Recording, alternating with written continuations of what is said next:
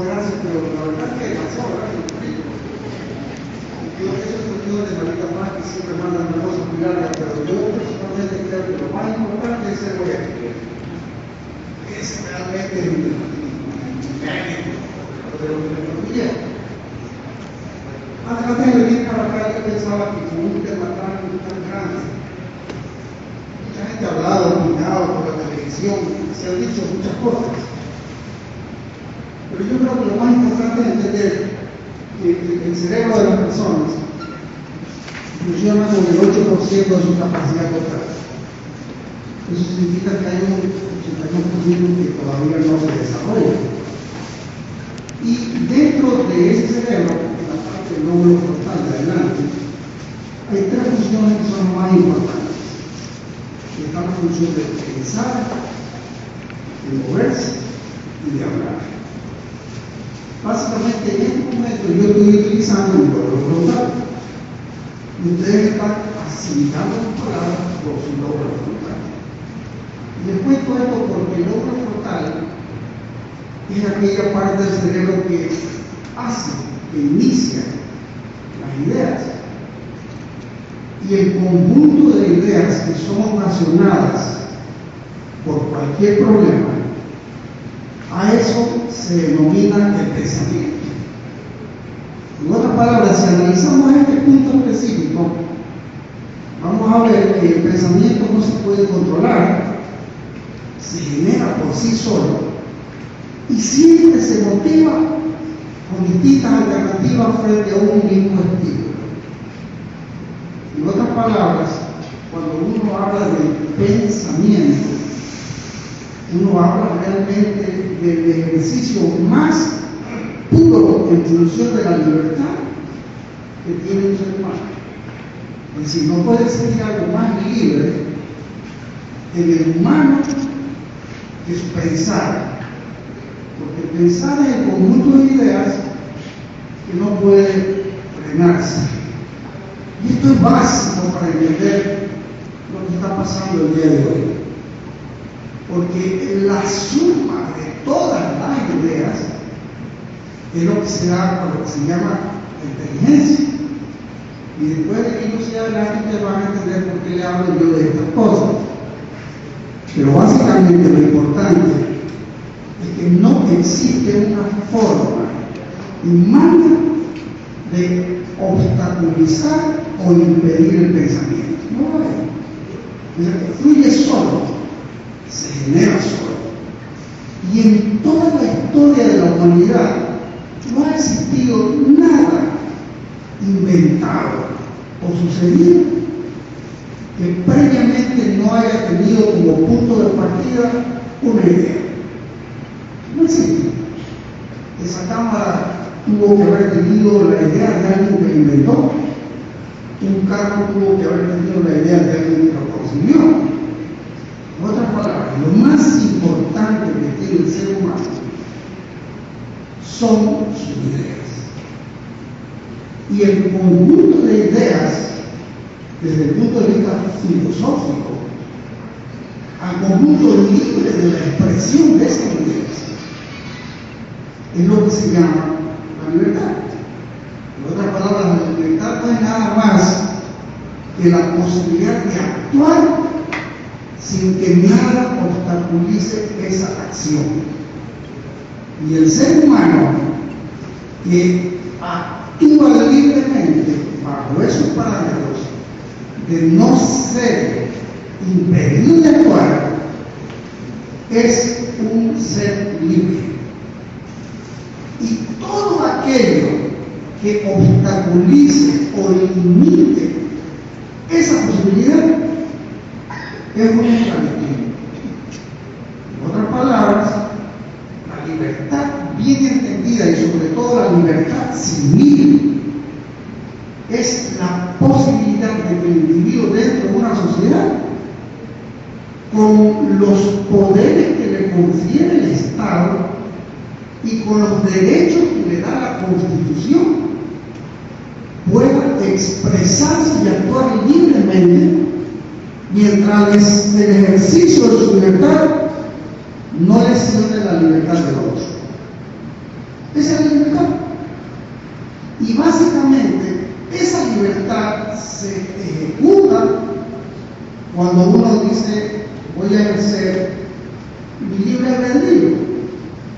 Y libre albedrío significa que yo tengo la elección, la posibilidad de discernir entre dos alternativas. Ejercer esa posibilidad significa tener un libre albedrío. Pero aquí cabe una respuesta filosófica muy importante. ¿Realmente existe el libre albedrío? Porque, por ejemplo, si yo tengo hambre y me voy a un restaurante, a Burger King, y hay una hamburguesa, y al lado hay una hamburguesa de plástico, si yo estoy de acuerdo, siempre tengo la libertad, o tengo mi libre albedrío de escoger a cuál me voy a comer. Pero la pregunta es, ¿realmente seremos libres o escogeremos aquella alternativa que más nos convenga?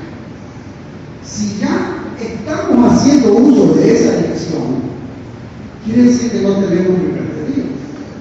Porque a fin de cuentas, todos los seres humanos acabaremos haciendo o teniendo actitudes para obtener el mayor placer o para obtener el menor dolor.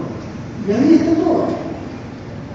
Y les digo yo todo esto porque la libertad es algo que no te pueden otorgar, pero que tampoco te pueden quitar. Y lo más importante es que tú tienes que defender.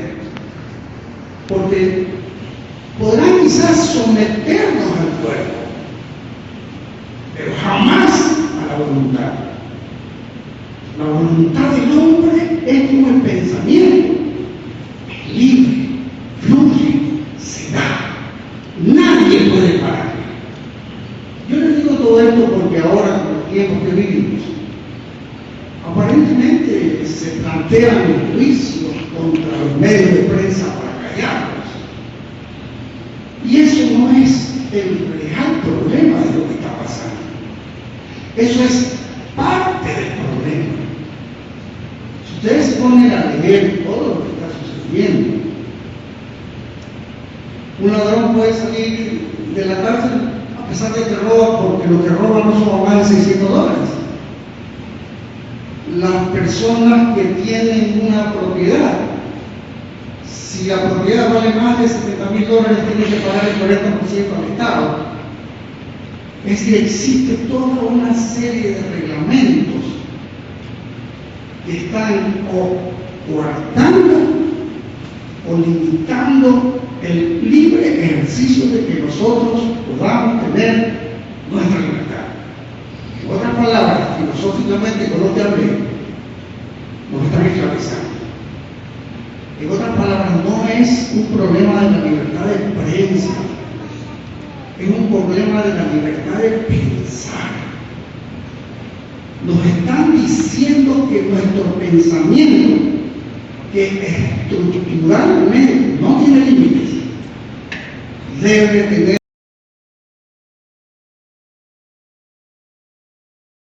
un límite para las necesidades del Estado. Y eso es lo más grave que puede pasarle a un ser humano. Pero este gravísimo problema, este atropello que nos hacen, es un problema de un 100% que tiene dos partes. El 20% de este gran problema es el que ocasiona el problema, es decir, el que quiere imponer el límite al pensar.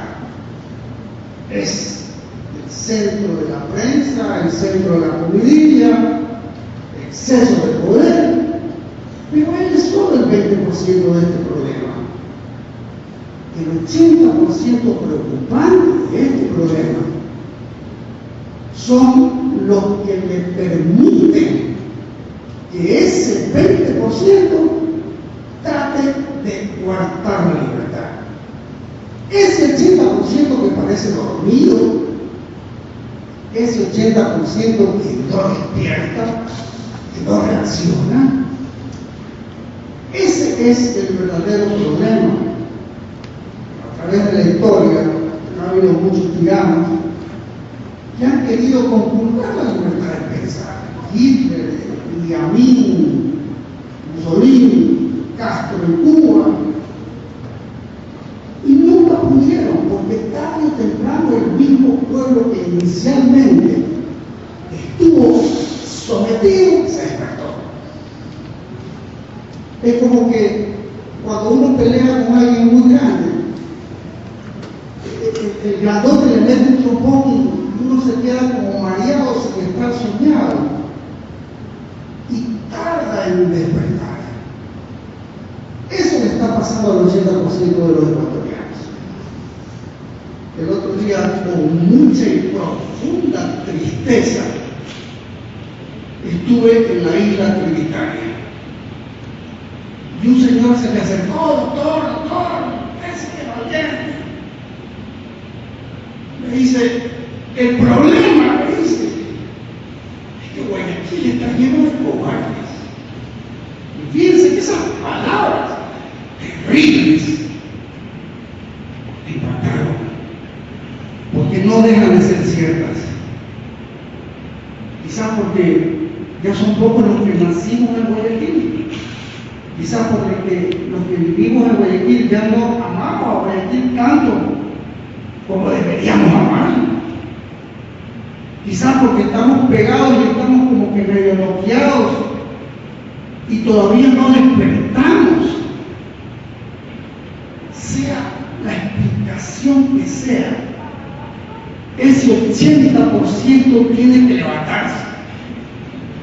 Hace como unos 2 meses y medio, en un hotel de la ciudad de Guayaquil, me propusieron un partido político que yo sea candidato a la presidencia de la República. Al día siguiente lo puse en Facebook y pedí que las personas a quien envían mi celular. Tiraron en una semana más de 10.000 mensajes.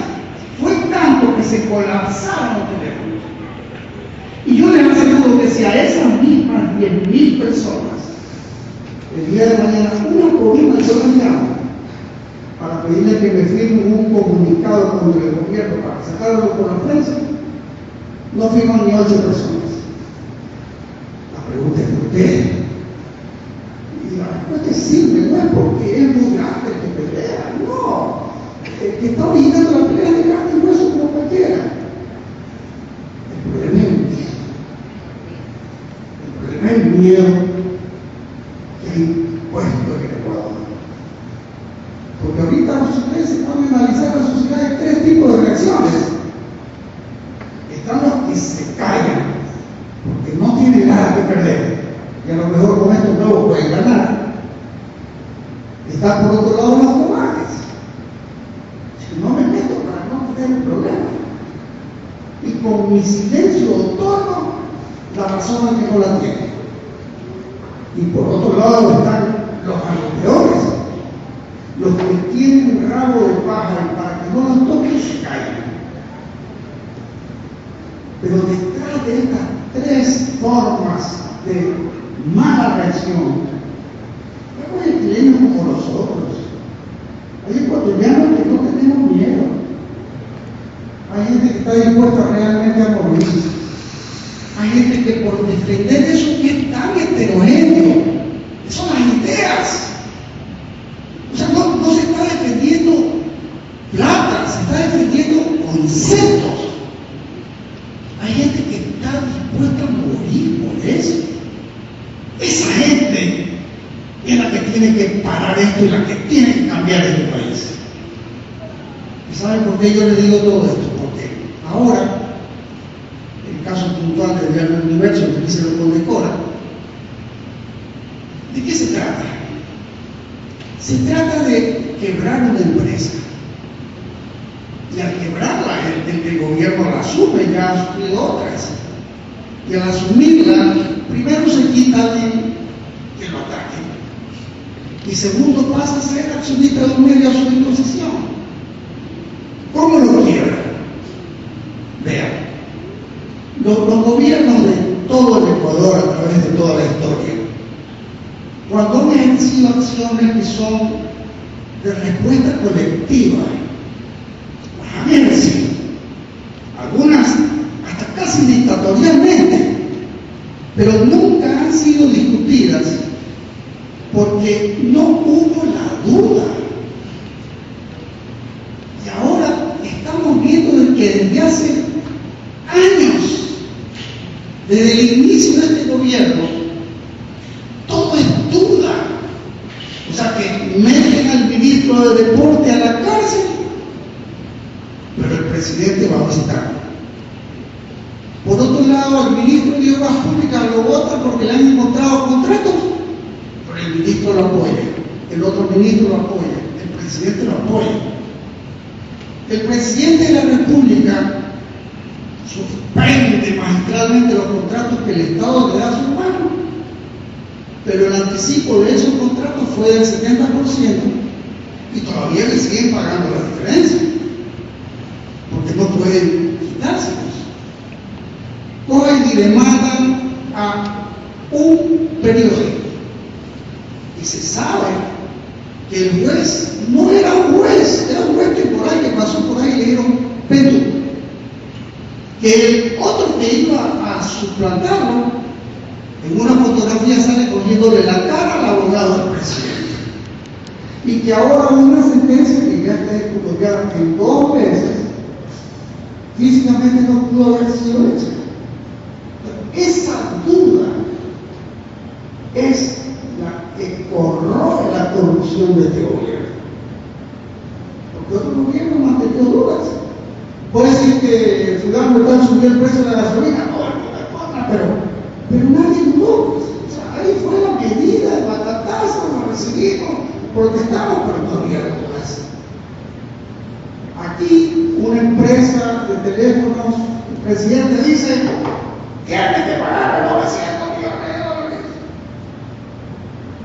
Y al día siguiente el hermano o el primo transa con una empresa de 200 millones.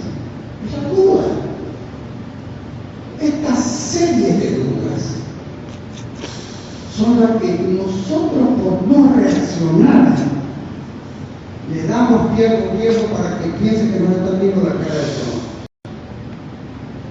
Si saben otra cosa, que Luis Vandal cambiar del universo, 80 millones de dólares. ¿Cómo van a pagarse eso? Yo no creo que lo tengan en efectivo en su casa, no creo que lo tengan en propiedades. Es decir, tendrán que liquidar la empresa. Pero hay otra cosa peor. Ustedes están asombrados con 80 millones de dólares que el presidente ha demandado al universo.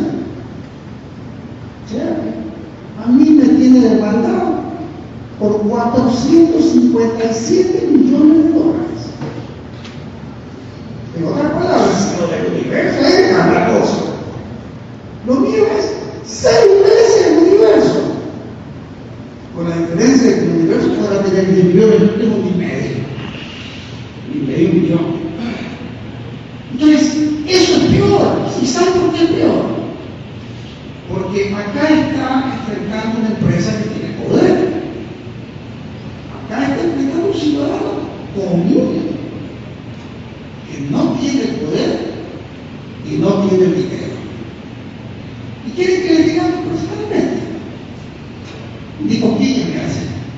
¿Y saben por qué? Porque si él me hubiera enjuiciado por 100.000 dólares, estaría preocupado.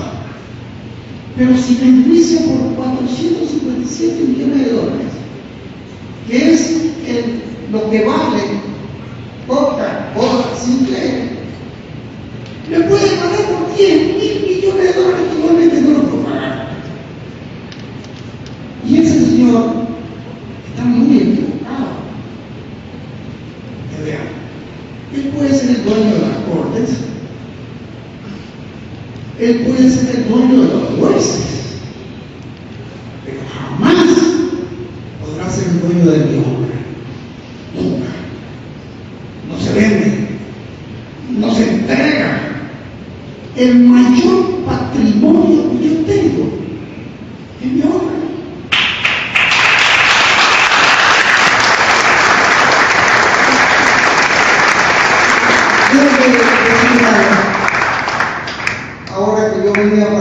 que iba a comenzar en palabras diciendo que, ay, me siento como en mi casa. Y un amigo querido que está por aquí, que se llama Giovanni Zurita, me dice, a todos los lugares que van dicen lo mismo. Acaba de dar una conferencia en tu local y dice, esto es como en tu casa. ¿Cómo vas a estar aquí en tu casa? Entonces yo me he permitido traer mis credenciales. Yo soy socio de amigos. Esta es mi casa. Este lugar es mío. ¿Sabes por qué le digo yo esto? Porque el problema no es del universo, ni de mi palacio, el problema es de todos. Porque nos va a llegar a todos. Porque psicológicamente, una persona con esas características no tiene límites en su ambición. Es un ambicioso que no tiene límites. Es simple. Oiga, el otro día estuvo parado aquí, estuvo sentado, 8 horas en un juicio de oligarca, ¿verdad? Ese es un juicio particular, ¿verdad? ¿A quién le pidió permiso para faltar al trabajo? Oye, es nuestro empleado. Nosotros le pagamos el sueldo. ¿A quién le pidió permiso? En cualquier empresa, cualquier fábrica, ¿quién gente trabaja? Para las cosas personales no tiene permiso. ¿Saben lo que le contesta el dueño? Hágala después de horas del trabajo. Y no solamente que él estuvo 8 horas estudiando, sino que varios ministros estuvieron ahí perdiendo tiempo. La pregunta es que el Ecuador no es tan importante que puede darse el lujo de paralizar al Ecuador 8 horas. Después le van a contestar que estaba paralizado. ¿Saben cuál es el promedio de firmas del presidente al día? Más de 320 firmas. ¿Y cuál es el promedio de firmas de los ministros? 150. Quiere decir que durante esas 8 horas, cerca de 3.300 firmas no se hicieron. Entonces se paralizó a la patria. Y otra pregunta más. Bien, vamos a olvidarnos de que no pidieron permiso, fíjense, ¿en qué benefició eso a la patria? O sea, esas 8 horas de ese juicio generaron más trabajo, esas 8 horas generaron más seguridad, esas 8 horas hicieron que se produzca más ese día. Eso es gasto inútil, eso es show, eso es tomadura de pelo. Yo les vuelvo a insistir, el 20% está haciendo todo esto porque el 80% se lo permitió. La responsabilidad no es del presidente, la responsabilidad es nuestra. Y yo les hago todas estas cosas porque si yo les hablaba inicialmente de la inteligencia, del pensamiento, es porque yo creo firmemente que la inteligencia es aquello que nos diferencia de los animales, pero es lo mismo que nos iguala a las bestias. La inteligencia, cuando es mal usada, convierte al hombre en su depredador más grande. Y el hombre de inteligencia y de pensamiento se convierte en un animal que es capaz de matar a matar, que es capaz de lesionar, que es capaz de mentir siendo un empleado, el primer empleado de la patria. Yo creo que en lugar de estar dividiendo a la gente, metiendo miedo, causando zozobra y peleando por marketing. Los días lunes, las encuestadoras me dicen, bueno, ¿por qué tengo que pelear esta semana? Y ahí buscan un motivo y pelean para hacer olvidar los motivos anteriores. En Venezuela se encontró que se perdieron cerca de 28.000 toneladas de comida. Se pudieron. Y se armó un escándalo a Chávez. ¿Saben lo que hizo Chávez? Yo voy a desenterrar a Simón Bolívar. Y todos los próximos 40 días nadie habló de la comida perdida y todo el mundo hablaba a favor y contra de los retos de Simón Bolívar, que siguen en el mismo lugar. Nunca lo tocó. Eso pasa en Ecuador. Fíjate que no le damos cuenta. Oye, el universo, mañana será Palacio, posteriormente será el otro Palacio, que tiene que ser otro con otro apellido, que yo soy Sion, el otro Sion. Es decir, nos inventan un problema cada semana. Y por el contrario, que la gente piense que en lo personal yo no odio a Correa.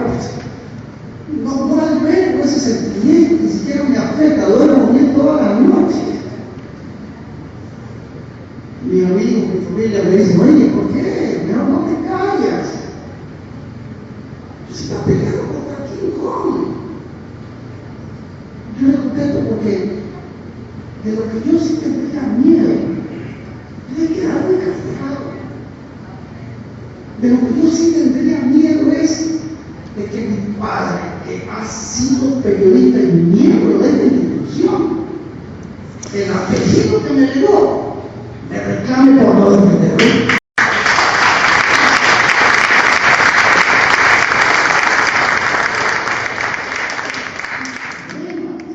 La prensa, todo el mundo dice, hay que esperar que salga el elegido.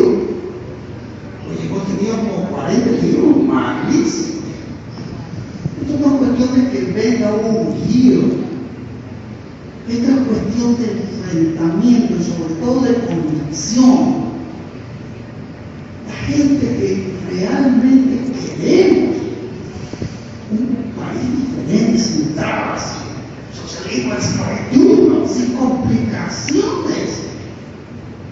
Mira, tenemos que dejar esa postura cómplice de quedarnos callados para que otros hagan las cosas. A mí me dicen con mucha frecuencia, oye, ¿por qué no hace que la oposición se una? ¿Qué es la oposición? La oposición son un grupo de partidos manejados por ¿qué cuántas personas? 150, 200 personas. Esa es la oposición. Yo no quiero la oposición.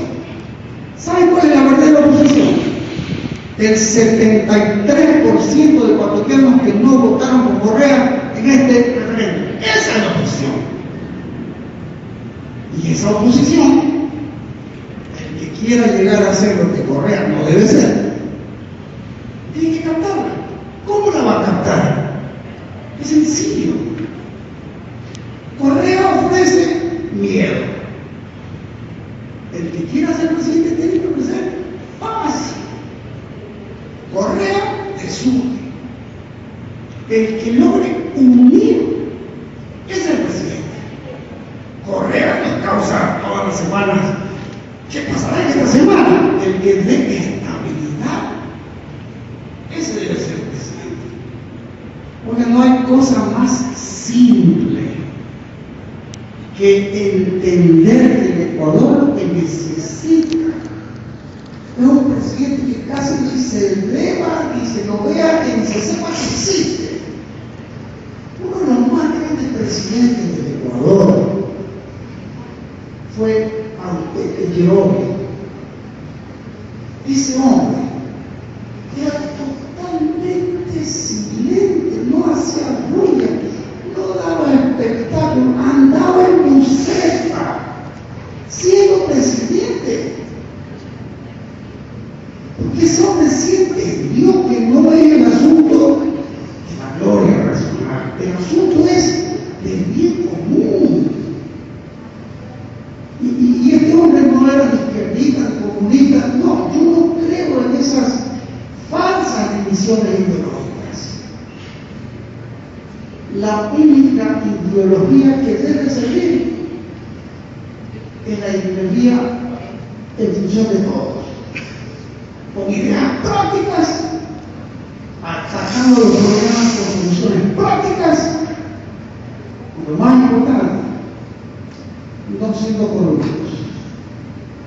Fíjense que Correa a mí me ha mandado el SRI, detective, inteligencia militar, la cubana, la venezolana, investigación en los bancos.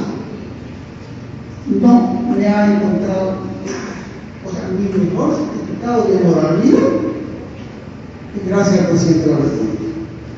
Si él me hubiera encontrado una pestaña mía en la sopa, ya me lo hubiera sacado.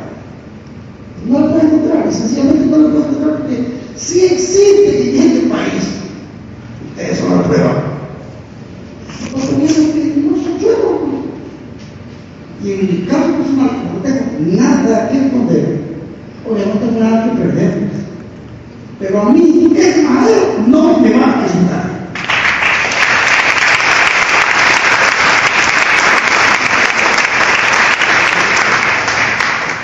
Fíjense que le digo madero porque después me quitamos muy penal, pero él mismo le digo madero lo de la católica, porque no puede hacerlo.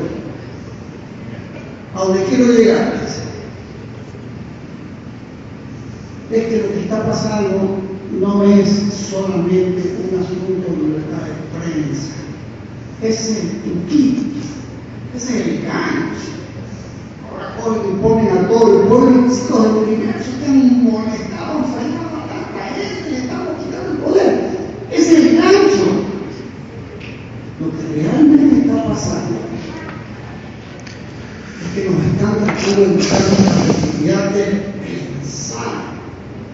¿Sí saben ustedes que la ley de las religiones que se vienen, yo no la he leído?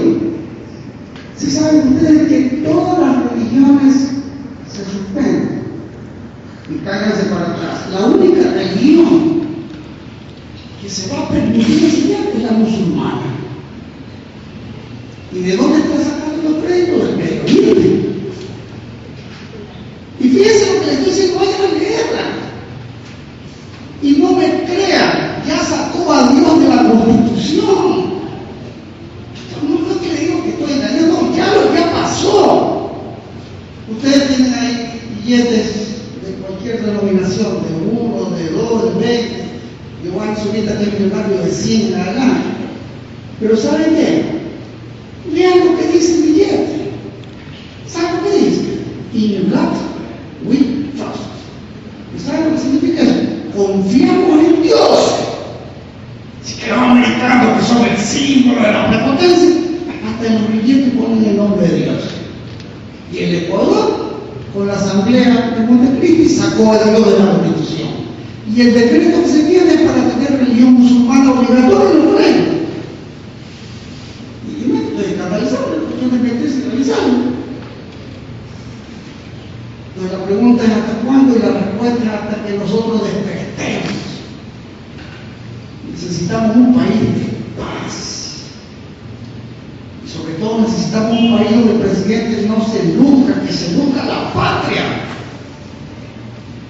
Y necesitamos gente así como ustedes, comunes como yo, como todos aquí, que perdamos el miedo, que volvamos a nuestros ancestros y que defendamos nuestra vida, aún con nuestra vida ofendiendo la muerte. Si para tener que vivir debemos de morir, hay que morir, vamos. Por eso les insisto que en esta mi casa, esta noche, yo estoy sumamente contento de estar. Ojalá que no me puse porque nunca he pagado una cuota, eso sí.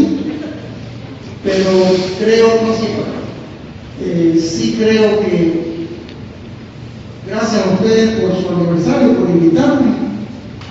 Y muchas gracias.